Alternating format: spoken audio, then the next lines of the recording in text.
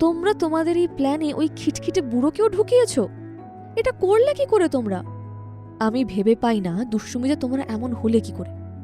আমি তো ছোটবেলায় বড়দের সামনে নামটুকু বলতে গেলেই কাহিল হয়ে যেতাম। আর্য মিটিমিটি হেসে বলল, তাহলে মনে হয় এটা আমাদের বাবার থেকে পেয়েছি আমরা। অমৃতা আর আর্য দুজনেই হাসতে থাকে।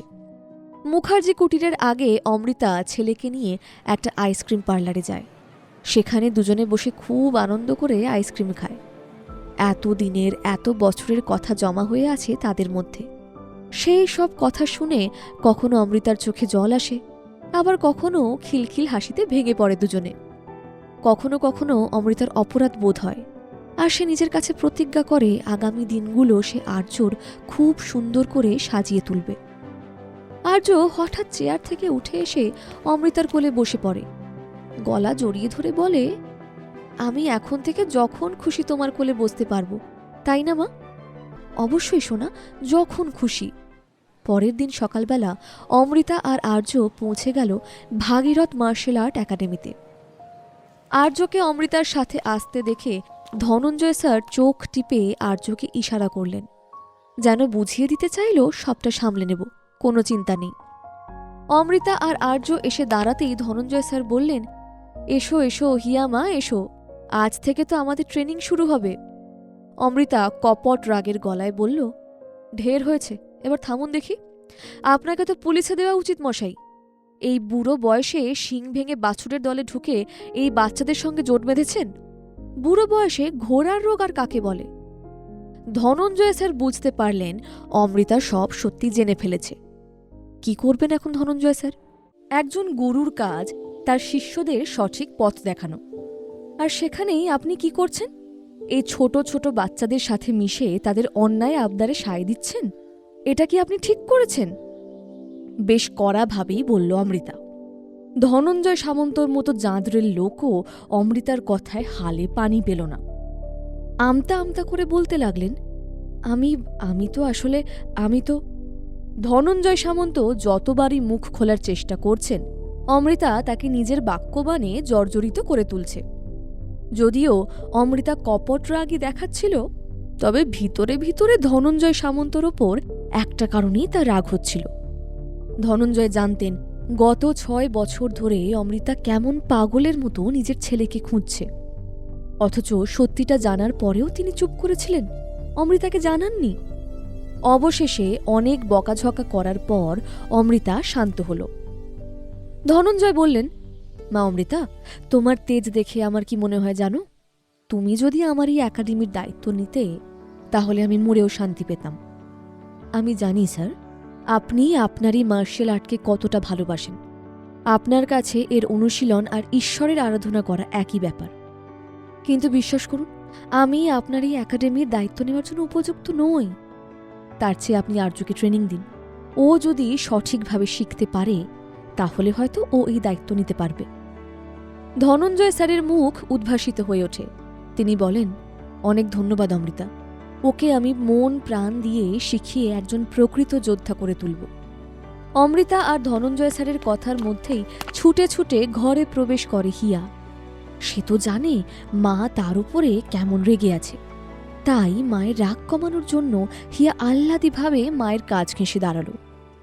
দেখা দেখি অমৃতার অন্যদিকে এসে দাঁড়ালো আর্য।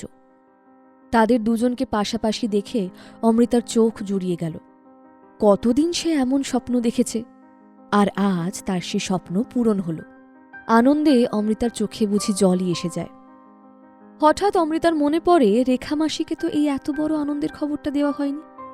রেখামাসি অমৃতার নিজের মাসি নয়, অমৃতার মায়ের পাতানো বোন, কিন্তু তিনি অমৃতাকে নিজের বোনঝির থেকেও বেশি আদরে যত্নে বড় করেছেন। 6 বছর আগে অমৃতা যখন দার্জিলিং থেকে ব্যাঙ্গালোরে চলে যায়, এই রেখামাসি তো তাকে নিয়ে গিয়েছিলেন। রেখামাসি না থাকলে অমৃতার পক্ষে এই নতুন জীবন পাওয়া কখনোই সম্ভব হতো না। আজকে তার জীবনের এত বড় আনন্দের খবরটা তাই রেখামাসিকে জানানোটাই সবচেয়ে আগে দরকার। রেখামাসিকে ফোন করে অমৃতার সমস্ত ঘটনা খুলে বলল। অমৃতা নিজের ছেলেকে খুঁজে পেয়েছে জেনে রেখামাসি যেমন প্রচণ্ড আনন্দ পেলেন, তেমনি অন্যদিকে তার গলা শুনে বোঝা গেল যে তিনি বেশ ভয় পেয়েছেন রাহুল রায়চৌধুরীর নাম শুনে। দেখো অমৃতা, আর্য যে এতদিন রাহুল রায়চৌধুরীর কাছে ছিল এই ব্যাপারটা কিন্তু মোটেই শুভ লক্ষণ নয়। রাহুল রায়চৌধুরী যে শুধু অত্যন্ত ধনী একজন মানুষ শুধু তাই নয়, পাশাপাশি একজন অত্যন্ত প্রভাবশালী মানুষও বটে। তার কাছ থেকে তোমার ছেলেকে নিজের করে পাওয়া কিন্তু মোটেই সহজ হবে না। রেখা মাসি, আমরা যদি কোর্টে যাই তাহলেও কি আমি আমার ছেলের কাস্টাডি পাবো না?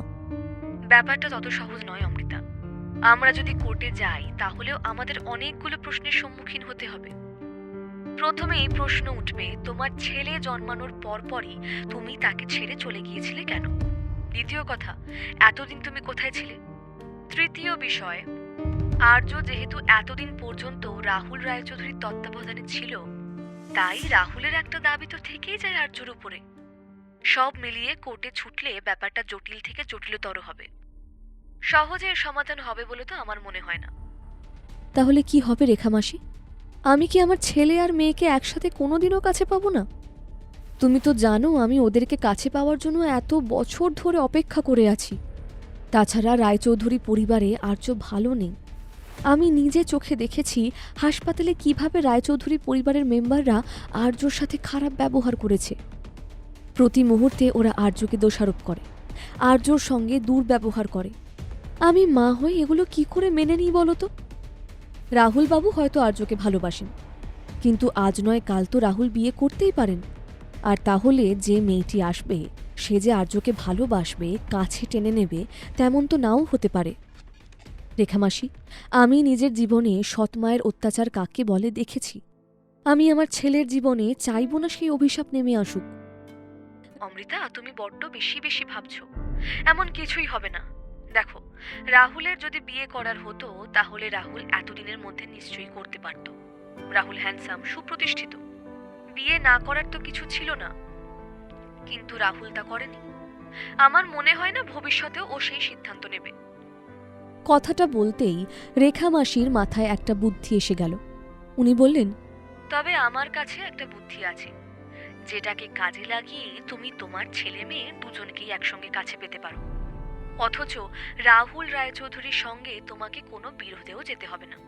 মানে যাকে বলে সাপও মরবে লাঠিও ভাঙবে না। আজই ডাউনলোড করুন পকেট এফএম এর অ্যাপটি আর শুনতে থাকুন এক যে ছিল কন্যা। লিংকটি রয়েছে ডেসক্রিপশনে।